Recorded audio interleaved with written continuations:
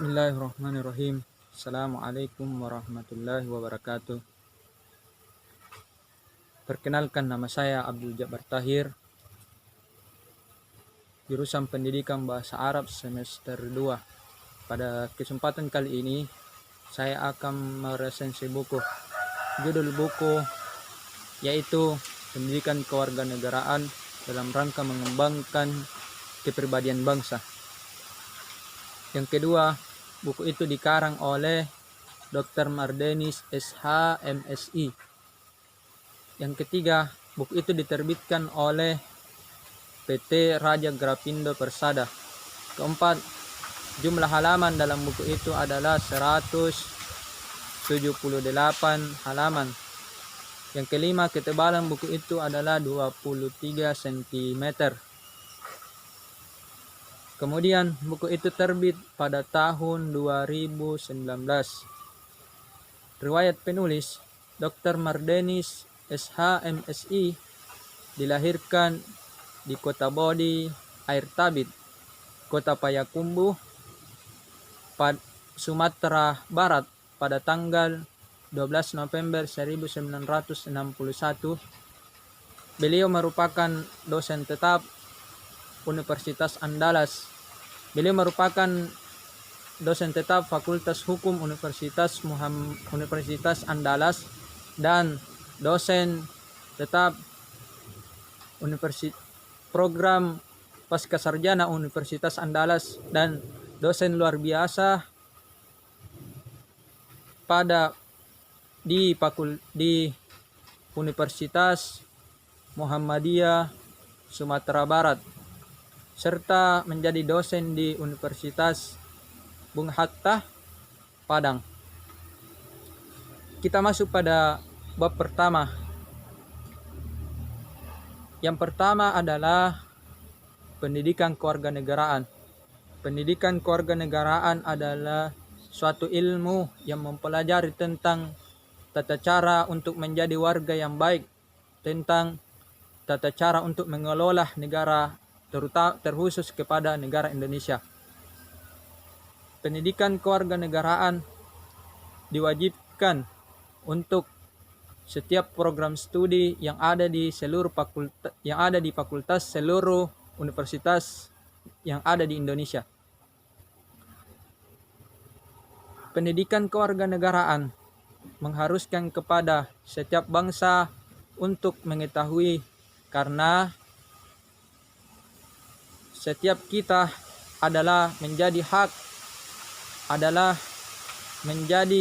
bagian dari Indonesia, sehingga kita harus mengetahui hal-hal yang berkaitan dengan pengelolaan, hal-hal yang berkaitan dengan wilayah, terutama di Indonesia ini. Yang kedua adalah hak dan kewajiban warga negara. Yang pertama, hak dan kewajiban warga negara yaitu adalah setiap warga negara berhak dan wajib untuk bebas menyampaikan saran maupun apa yang perlu untuk perbaikan negara ini, sehingga orang-orang yang ada di dalam lingkup wilayah, dalam lingkup pemerintahan bisa mengelola negara dengan baik.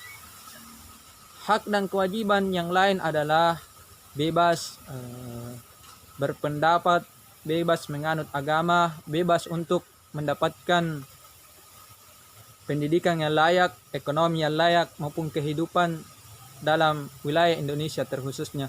Kemudian yang ketiga adalah demokrasi. Demokrasi artinya setiap tata kelola dalam negara ini, setiap orang bebas untuk mengelola negara ini. Kenapa? Karena demokrasi itu artinya kedaulatan dari rakyat, oleh rakyat, dan untuk rakyat. Jadi rakyat bebas untuk mengelolanya, tetapi dalam satu hal yang ingin diketahui adalah untuk masuk dalam wilayah pemerintahan maka ada undang-undang yang mengikat, sehingga ada syarat-syarat yang harus dipenuhi untuk menjadi bagian dari orang-orang yang mengelola negara ini, terkhusus di Indonesia. Yang keempat, negara hukum. Kita sudah tahu bahwa setiap negara yang ada di dunia ini mempunyai hukum masing-masing. Karena dengan adanya hukum, maka suatu pengelolaan negara, suatu negara itu bisa berjalan dengan baik, negara itu bisa melindungi rakyatnya dengan baik. Karena kenapa? Karena ada hukum yang ikatnya, sehingga tidak sembarang orang yang mengelola negara itu, tidak sembarang orang yang ada di lingkungan pemerintahan itu berbuat dengan sewenang-wenangnya, karena ada undang-undang yang mengikatnya. Yang kelima, HAM, hak asasi manusia. HAM di sini artinya adalah setiap negara bebas untuk tidak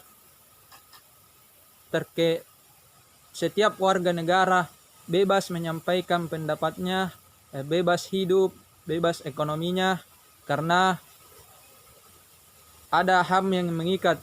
HAM artinya adalah suatu aturan yang dibuat oleh orang-orang terdahulu, sehingga masyarakat atau warga negara dalam suatu negara itu mempunyai aturan sehingga bebas untuk menyampaikan saran kepada pemerintahannya. Yang keenam, otonomi daerah dan NKRI. Otonomi daerah dan NKRI merupakan otonomi daerah adalah pemerintahan pusat memberikan kewenangan kepada pemerintahan daerah atau pemerintahan yang di bawahnya pusat untuk mengelola mengelola wilayah tersebut, sehingga pemerintahan daerah dan maupun pemerintahan pusat bisa mengkoordinir setiap wilayah-wilayah yang di bawah kekuasaannya, sehingga tidak ada kesenjangan di antara masyarakat, tidak ada kesenjangan di antara warga dalam suatu lingkup wilayah tersebut. NKRI adalah Negara Kesatuan Republik Indonesia. Kita berbicara tentang suatu negara khusus kepada Indonesia adalah wilayah yang ada di seluruh Indonesia. Jadi NKRI itu adalah semua wilayah atau suatu sistem pemerintahan suatu negara yang mencakup semuanya. Jadi di sini yang berperan penting adalah pemerintahan pusat, bukan lagi pemerintahan daerah. Yang ketujuh adalah wawasan Nusantara. Sama halnya dengan NKRI, Nusantara dulunya merupakan suatu nama yang ada di Indonesia dan negara-negara yang bertetangga dengan negara Indonesia. Tetapi setelah beberapa perjalanan dari periode ke periode, dari tahun ke tahun, mengalami perubahan sehingga banyak negara-negara yang membebaskan diri dari Nusantara. Namun yang pasti bahwa mereka sampai sekarang merupakan bagian dari wilayah Nusantara. Jadi wawasan Nusantara adalah wawasan atau pengetahuan yang terkait dengan hal-hal yang masih bersifat Nusantara. Yang pertama adalah kita berbicara tentang budaya, kita berbicara tentang bahasa. Jadi bahasa yang digunakan di wilayah Nusantara adalah bahasa Melayu. Yang ke-8 adalah ketahanan nasional. Jadi yang ketahanan nasional di sini yang berperan penting adalah